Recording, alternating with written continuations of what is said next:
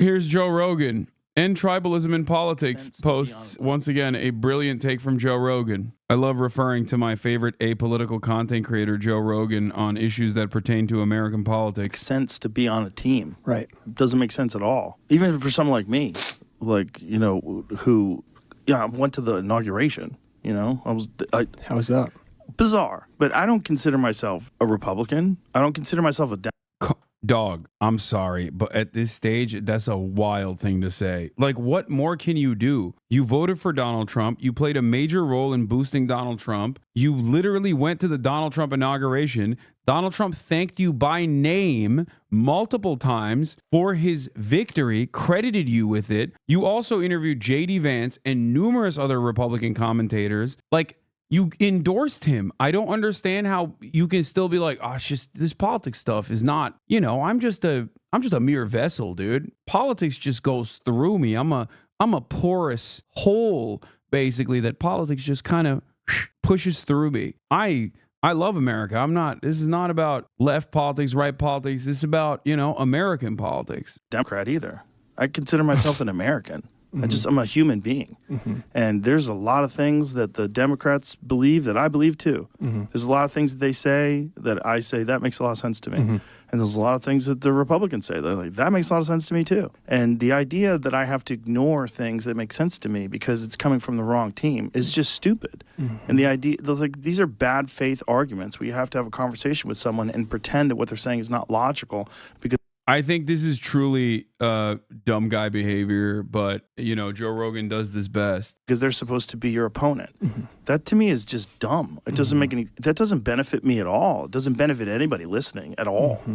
It's just stupid. It's a stupid way to think. It's so limiting and it's so bad for you cognitively. Because I think that there was a point when Joe Rogan was this guy. Hallelujah. Thank you for saying it. Where have all the moderates gone?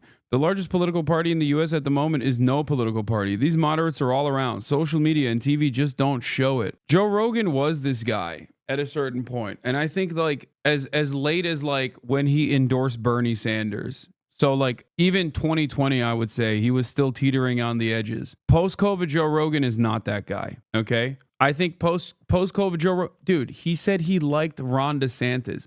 I'm not even talking about Trump. Okay. I don't care. Donald Trump is telegenic. I can totally understand why someone like Joe Rogan or many other dumb dudes would be like sucked into his allure, right? He is the hog whisperer. He communicates at a frequency that hogs tune into. All right. So even with Trump, I'm willing to say, you know, maybe someone is somewhat apolitical, even though it's the second Trump term and it already happened after the first disastrous Trump term. Even then, I'm willing to say if you are, you know, somewhat pro-Trump or definitely pro-Trump in the tank for pro-Trump, you can still maintain this like veneer of being apolitical. But when you say you like Ron DeSantis, you are no different than Ben Shapiro. Okay, you are a complete political actor. That's it. Because Ron DeSantis is the reverse of Donald Trump in many ways. Ron DeSantis is the Elizabeth Warren version of Donald Trump. He is a technocrat through and through, not just utilizing populist sentiment to make gains, because he doesn't have the charisma to back it up anyway, but he actually is like invested in writing weird legislation that follows through. Like he thinks making gains in the legislative side to further the culture war agenda is actually going to give him a platform of prominence. And we saw how awful that was for him because of how unimaginably uncharismatic he is. So the way I see it is, if you are the type of guy who says like, I really like Ron DeSantis, to me, that's like being a Democrat and saying like, I really like Kamala Harris. You know what I mean? Oh, I'm apolitical, but I really like Kamala Harris. Like, explain to me exactly what you like about Kamala Harris as an apolitical person. You know? No, you are a ride or die at that point.